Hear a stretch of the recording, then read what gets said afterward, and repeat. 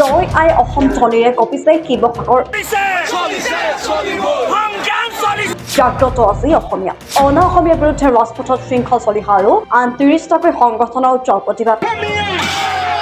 যেতিয়ালৈ সমস্যা সমাধান নহয় তেতিয়ালৈ মাৰোৱাৰীৰ পত্ৰীৰ সকলো দোকান বন্ধ থাকিব অনা অসমীয়াৰ বিৰুদ্ধে এতিয়া ৰাজপথলৈ ওলাই আহিছে হাজাৰ হাজাৰ অসমীয়া আৰু লগতে শৃংখল চলিহা আৰু আন ৩০টাকৈ সংগঠনে উজ্জ্বল প্ৰতিবাদ সাব্যস্ত কৰিছে ৰাষ্ট্ৰীয় পৰ্যায়ৰ খেলুৱৈৰ সৈতে ভয়ংকৰ কাণ্ড সংঘটিত কৰা ৫ অভিযুক্তৰ ক্ষমা খোজাৰ দাবী বহিৰাগত পণ্যৰ বিৰুদ্ধে উজ্জ্বল প্ৰতিবাদ শিৱসাগৰ ৰাজপথলৈ ওলাই আহিল ৩০টাকৈ সংগঠন উত্তপ্ত শিৱসাগৰ বন্ধ কৰি দিছে সকলো দোকান পোহাৰ ব্যৱসায়িক প্ৰতিষ্ঠান অনা অসমীয়া বহিৰাগতৰ বিৰুদ্ধে শিৱসাগৰত বিশাল প্ৰতিবাদ শিৱসাগৰ ৰাজপথত ৩০টাকৈ জাতীয় দল সংগঠনৰ একত্ৰ প্ৰতিবাদ স্বতঃস্ফূৰ্তভাৱে ওলাই আহিল হাজাৰ হাজাৰ জনতা ঐতিহাসিক শিৱদৌলৰ সন্মুখত সমবেত শিৱসাগৰবাসী ৩০ আগষ্টত সংঘটিত কৰা দলবদ্ধ আক্ৰমণৰ বলি হোৱা নাবালিকা ৰাষ্ট্ৰীয় পৰ্যায়ৰ খেলুৱৈগৰাকীক অশ্লীল হানি আৰু শাৰীৰিক আক্ৰমণৰ অভিযোগ তুলি ভুক্তভোগীৰ মাতৃয়ে এজাহাৰ দাখিল কৰিছিল এই অভিযোগত অভিযুক্ত অৰুণ লাহতি আৰু মনীষ পেজাৰক জেললৈ প্ৰেৰণ কৰা হয় বহিৰাগতৰ এই দপদপানিৰ বিৰুদ্ধে ক্ষোভিত এতিয়া খিলঞ্জীয়া ১৬ আগষ্টত ৩০টাকৈ জাতীয় সংগঠনে আহ্বান কৰা ৰাজহুৱা সভাত বহিৰাগত অনা অসমীয়াৰ বিপক্ষে লোৱা হৈছিল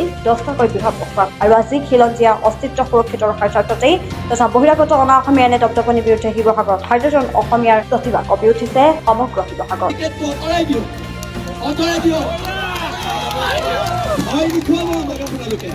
গণতান্ত্ৰিক প্ৰতিবাদ হৈছে গণতান্ত্ৰিক প্ৰতিবাদত আপোনালোকে শ্ৰদ্ধা জনাব লাগিব আপোনালোকে বুধেশ্বৰ গগৈক যে হত্যা কৰিলে সেই হত্যাকাৰীজনক আজিলৈকে আপোনালোকে ধৰিব নোৱাৰিলে আৰু ইয়াত বেৰিকেড লগাই বীৰত্ব দেখাব আহিছে কি কথা এইবিলাক যদি জেললৈ পঠিয়াই মোক পঠিয়াই দিয়ক কিন্তু খিলঞ্জীয়া মানুহে শিৱসাগৰ ৰাজপথত খোজকাঢ়িবলৈ ওলাই আহিছো অধিকাৰৰ কাৰণে ওলাই আহিছো আপোনালোকে যে আপোনালোকৰ চৰকাৰৰ মুৰব্বীবিলাকে খুব টুইট কৰে এই যে জিমি দাসক যে মাৰিলে তেতিয়া যে আমি টুইটটো নেদেখিলো কেলে সেই ভিডিঅ'ত আমি টুইটটো নেদেখিলো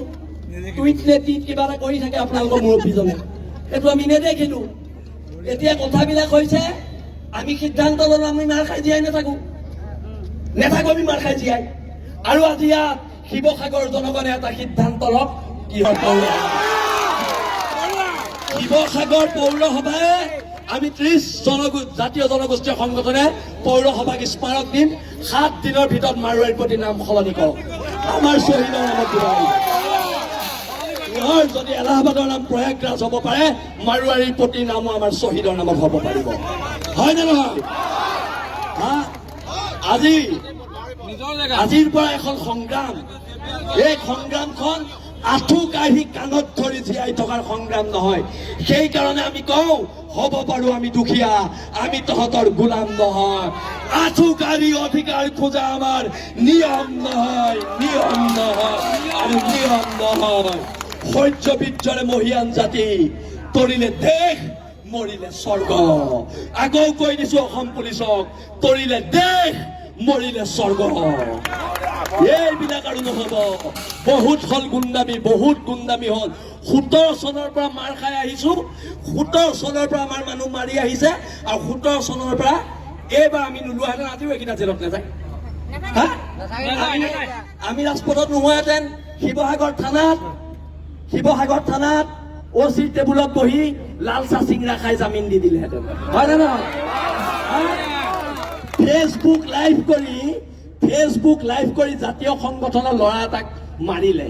মৰাৰ পিছত প্ৰতিবাদ হ'ল প্ৰতিবাদ হোৱাৰ পিছত সেই মাৰোৱাৰী মানুহজনক শিৱসাগৰ যেতিয়া অচি কোন আছিলে মই পাহৰিলো অচিয়ে লাল চাহ আৰু চিংৰা খাই জামিন দি দিলে সিহঁতৰ কাৰণে জামিনটো বৰ সৰু বস্তু লাল চাহ আৰু চিংৰা আৰু আমাৰ কাৰণে 3 মাহ জেল সিহঁতৰ কাৰণে জামিনটো লাল চাহ চিংৰা আমাৰ কাৰণে জামিনটো 3 মাহ জেল আপোনালোকৰ আইনখন ক'ত যায়গে মাৰোৱাৰীকেইটা দেখিলে ক'ত যায় আইনখন আপোনালোকৰ আমি স্বাভিমানেৰে জেলত থাকো কিন্তু মই আজি আপোনালোকক কৈ দিছো আজি প্ৰশাসনক কৈ দিছো স্বাভিমানে আমি জেলত থাকো কিন্তু থাৰ্ড ক্লাছ মাৰোৱাৰী এটা ভৰিত নধৰো না তাৰ পৰা পইচা খাওঁ না তাৰ লগত কিবা ব্যৱসায়িক সম্পৰ্ক আছে একো নাই স্বাভিমানেৰে জেলত থাকিবলৈ আমি গৰ্ব কৰো আৰু যদি আপোনালোকে মই এতিয়াও কৈছো এই মানুহখিনিক যদি সুৰক্ষা দিবলৈ আপোনালোকে বিচাৰে সেইটো আপোনালোকে ঐতিহাসিক ভুল কৰিব, সেইটো ভুল নকৰিব।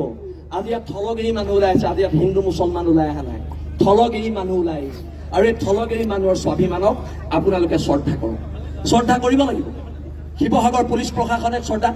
কৰিব লাগিব, কাৰণ আজি ইয়াৰ SP খিলঞ্জীয়া মানুহ,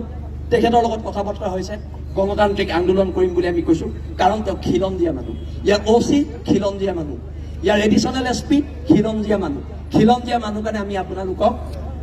আমি আপোনালোকক শ্ৰদ্ধা কৰিছো। আপোনালোকে বেৰিকেডটো আঁতৰাই দিয়ক, আমি খুব শান্তিপূৰ্ণ গণতান্ত্ৰিকভাৱে ইয়াৰ পৰা আগবাঢ়ি যাম। আৰু সকলোৱে মিলি